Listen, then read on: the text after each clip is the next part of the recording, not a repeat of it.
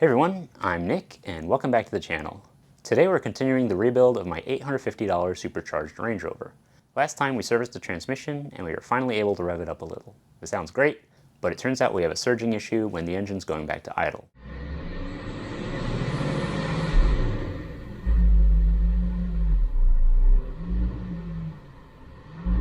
So we're going to try a few things to fix that. After that, we're going to replace the really bent suspension link in the rear, so let's get to it.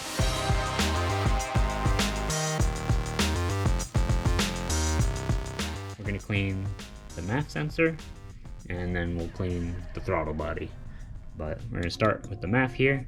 First step is to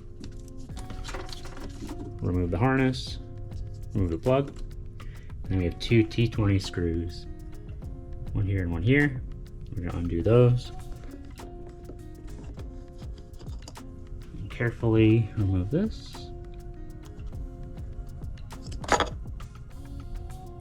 That is that little piece right there is what we'd be cleaning. So of course only use mass airflow sensor cleaner, so you don't want to damage it. Don't touch it with anything. I'll let it air out a little bit.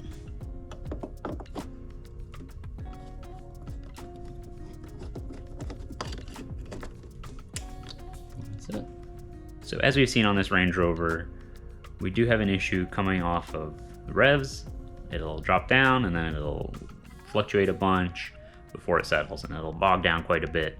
And you know, just thinking it's probably partially the gas, but after doing some research and looking at, you know, we have a little bit of gray-white smoke coming out of the exhaust, it's possible that it's actually the PCV system that's contributing to that, and so it's burning a little bit of oil, and so you know, it's something we have to address. So fortunately, on this truck, the PCV valve is really easy to access. So again, you have to take your engine cover off, but it just lives right here. I actually already disconnected this, but the valve is right here. Oh, this is in the way. So it mounts here. There's two screws under this. I'll have to move this out of the way.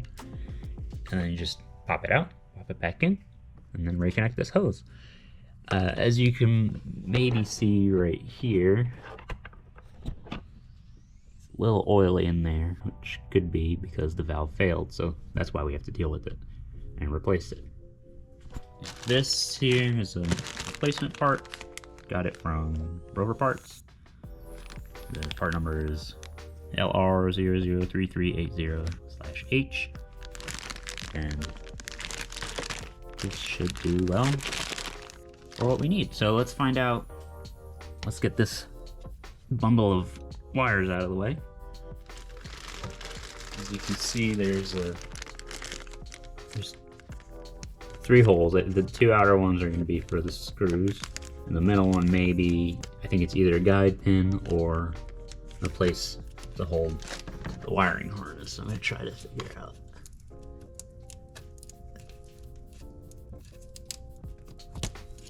Yep, that's what it was. There is a little pin that this harness will hold in.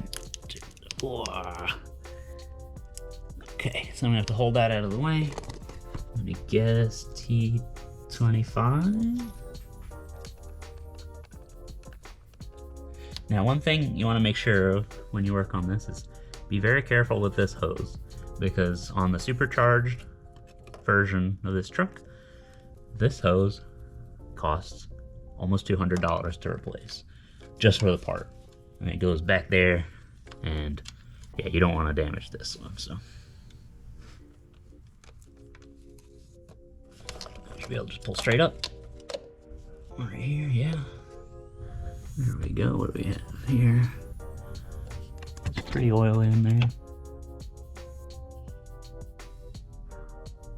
But we're replacing it, so it'll be fine. Quick vacuum in there, a couple things fell in. A little bit of dust. We don't want that in there. I think a little bit of dirt had collected around there. Be right back. Okay, now that's clean. was able to get whatever little bit of dirt fell in. We're gonna get our new part right here. Nice and clean. Fresh O-rings. Okay. A tiny bit of engine oil on there. Lift that up. Okay.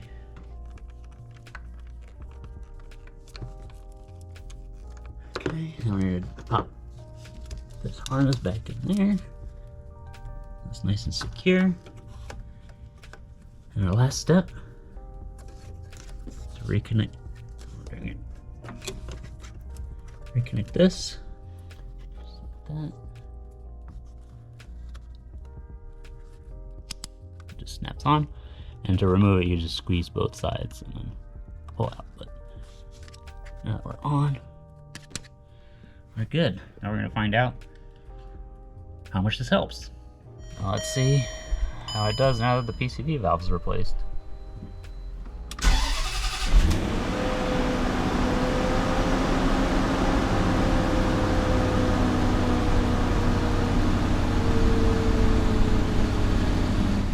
So far sounds good, but nothing different. But it didn't have issues with startup.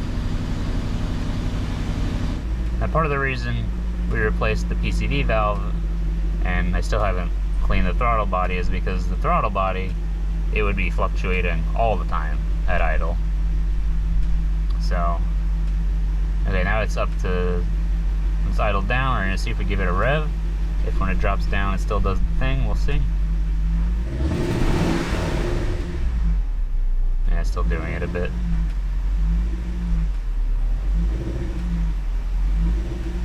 Still on bad gas. It's still running on bad gas, it's still running rich.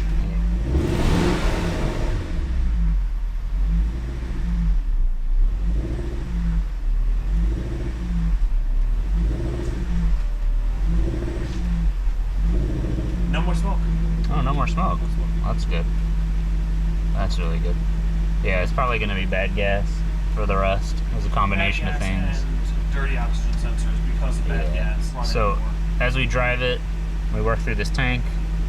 We had about a half tank originally. We added fresh gas. As we burn through that, the oxygen sensors will have a chance to get a little cleaner, and it should smooth out. But it's already idling really well, and it revs fine. It's just, this is running a little rich right now to compensate for the bad gas. Well, that's good. A little progress.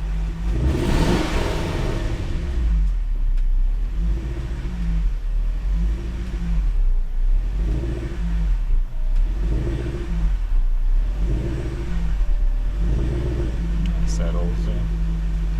Okay. We're still seeing a little bit of smoke coming out of the exhaust because any oil left in the intake from the bad PCV valve is still getting burned off, so it'll go away over time.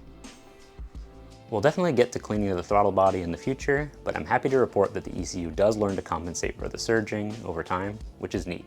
Now if we look back at our first walk around of this truck, the rear passenger wheel was pushed forward when the truck was rear-ended, and one of the suspension links is very bent. Fortunately, it looks like that's the only suspension component that's damaged, so I ordered a replacement that we're going to install. So we're here at the back of the Range Rover, and as you can see, this piece here is pretty bent, and it's actually supposed to look like this.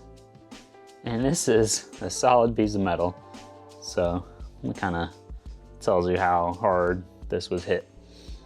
As you can see, this part has a ball joint, and that is right here. I was able to get this wrench on and actually hammer on it, break it loose with a mallet. And up here, I think this is the 21 on this side and 18 on that side on this truck. And I've been soaking it in PB Blaster. Let me give it a try again and see if we're able to make any progress. The nut is on it like this, to counterclockwise, which we can hit this here.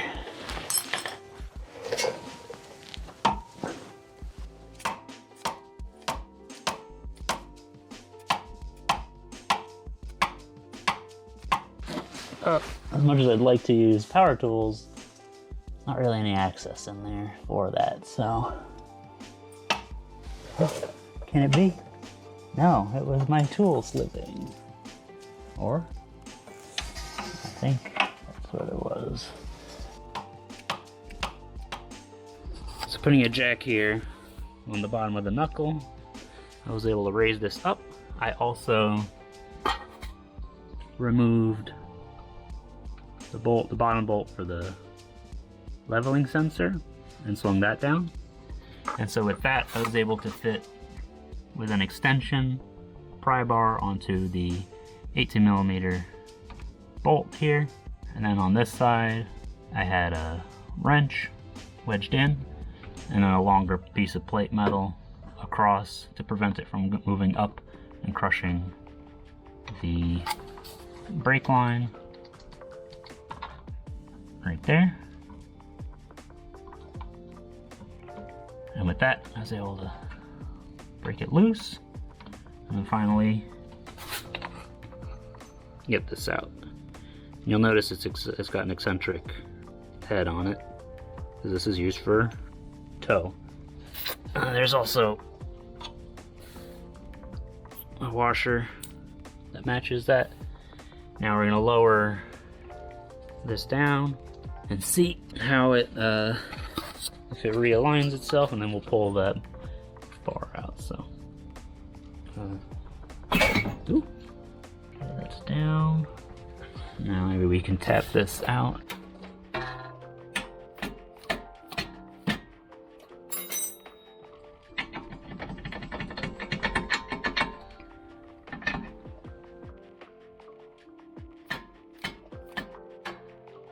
It has to come out forward. Oh, because it's going back, it's getting wedged in there. Probably shouldn't have put it all the way down. Yeah.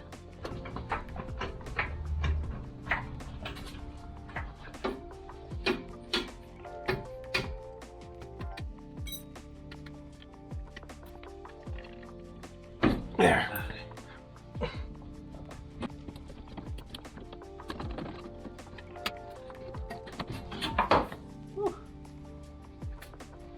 Oh, this one's beefier even. Look at that. That's a pretty big difference. Yeah, so we should probably get a new one of these.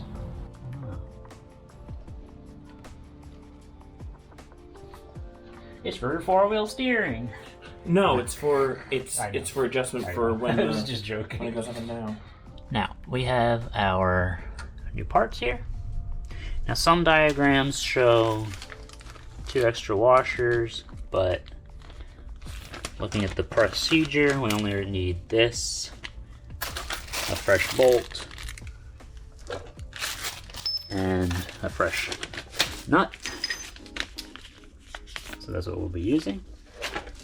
I'll double check, but we shouldn't need anything beyond that. So the way things are gonna work is we're gonna slide the new part in here. I'll put the bolt through, hold it, and then align it in here. Now this goes this way, so remember that when you slot this in.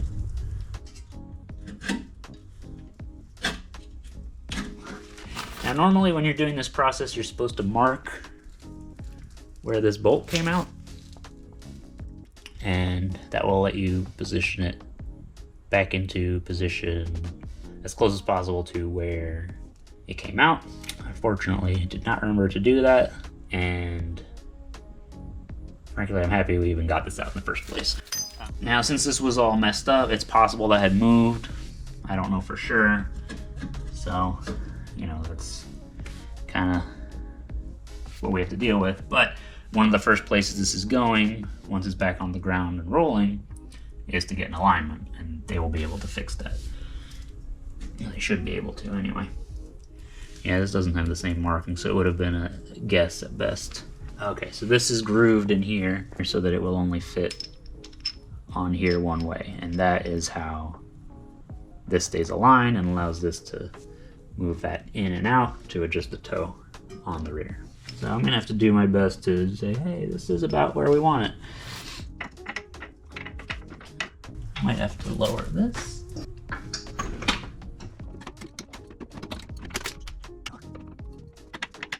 One of the challenges is just fitting the new bolt here through everything. Let's double check that it fits through here. Yep, that's not a problem. But the issue I'm having is that putting it from the back, it's a tight fit. Where's the deal? Come on. I can get it partway through, and then I get stuck. It's possible that that might have changed shape a bit when the accident happened, but it shouldn't be that bad.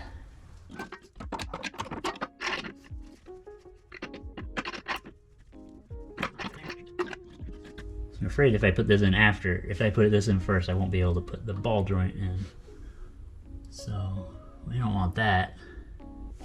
I suppose I could try it.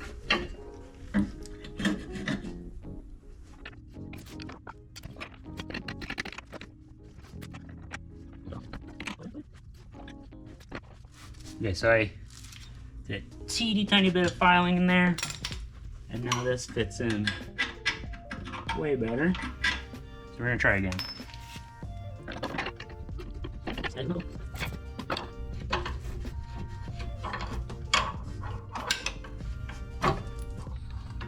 Right there at the back.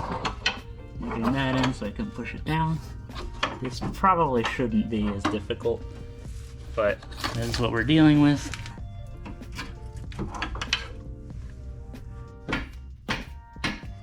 This right side has to come down a bit. We're almost through, you can see it there. But as you can see, this probably got bent when the accident happened, so we're really close. I might raise the suspension a little bit, see if that helps align it. Got that in partway. I'm gonna pop the washer. And let's find out what size this is, which is also 21. Really? Same on both sides? I don't love that.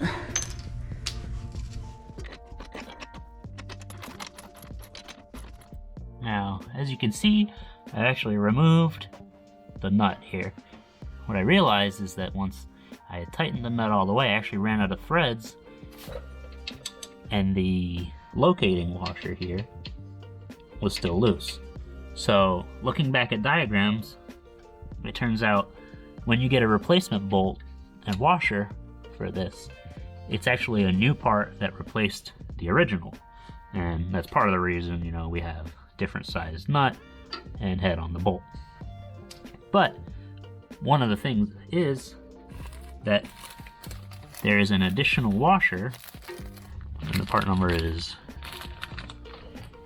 KYF 500080, and this washer is usually sold in a pair because it goes on either side when you replace them.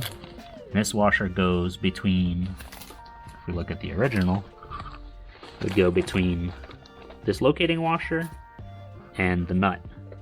So this washer will go after this locating washer, the eccentric washer will slot on, and then the nut will go on, and that'll bridge that gap with the different threads in here.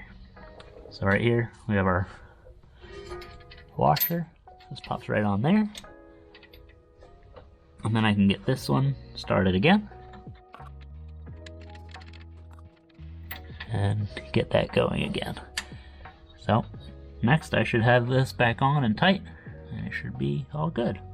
I have the bolt in, the nut, and the new washer in place, and I noticed while I was turning this, I was like, okay, let me see that this is working.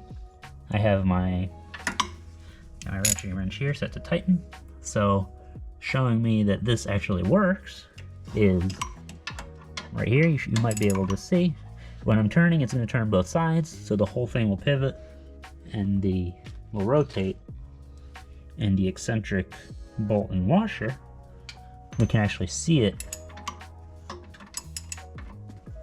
moving this in and out. So on either side, there's a little tab that sits that eccentric washer rotates against, and it moves the bolt forward and back inside the slot on both sides. So I'll try to see if we can actually see it moving. Yeah, it's probably a little tough to see, but actually it's a lot easier to see right here. So let's keep an eye here.